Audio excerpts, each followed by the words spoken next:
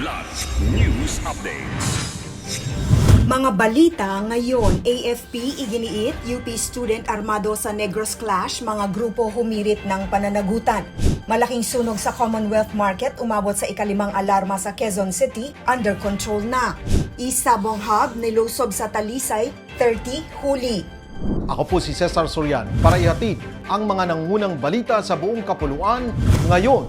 Iginiit ng Armed Forces of the Philippines o AFP na si Alisa Alano ay armado at kabilang sa grupo ng 19 na nasawi sa engkwentro sa Toboso, Negros Occidental noong April 19. Ito ang pagtitiyak ni AFP Chief of Staff General Romeo Bronner Jr. na may video at larawan umanong nagpapakita kay Alano na may suot na vest na may bala at nagpaputok laban sa tropa.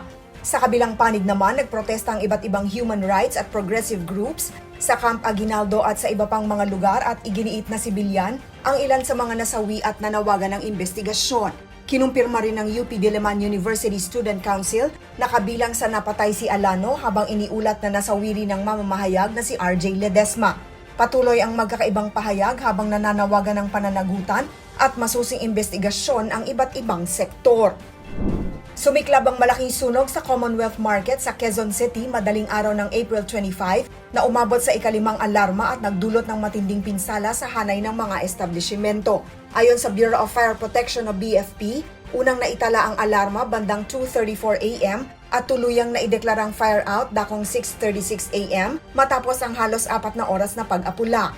Agad na rumisponde ang mga tauhan ng Philippine National Police o PNP, Quezon City Disaster Risk Reduction and Management Office o QCDRRMO, Philippine Red Cross at iba pang ahensya upang kontrolin ang sunog at tiyakin ang kaligtasan sa lugar. Sa ulat ng Traffic and Transport Management Department, 4 na linya ng Commonwealth Avenue ang naapektuhan dahilan ng mabagal na daloy ng trapiko. Wala pang naitalang nasawi o nasugatan habang patuloy ang investigasyon sa sanhi at lawak ng pinsala.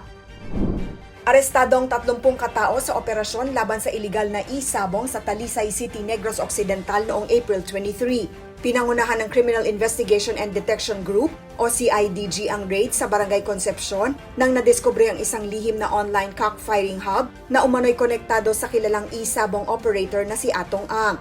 Ayon kay Talisay City Mayor Rowena Lizares, 27 sa mga arestado ay mula Luzon at 3 ang lokal, kabilang ang isang menor de edad. Ginamit umano ang lugar bilang covert streaming site para sa online betting. Nasamsamang computers, laptops, routers, 26 cellphones, cameras, 3 Starlink receivers, 290 na mga tari at mga panabong na manok. Kakaharapin ng mga sospek ang kasong illegal gambling at cybercrime. Para sa Kidlat News Channel, ako si Rosalyn Sinchonko, nag-uulat.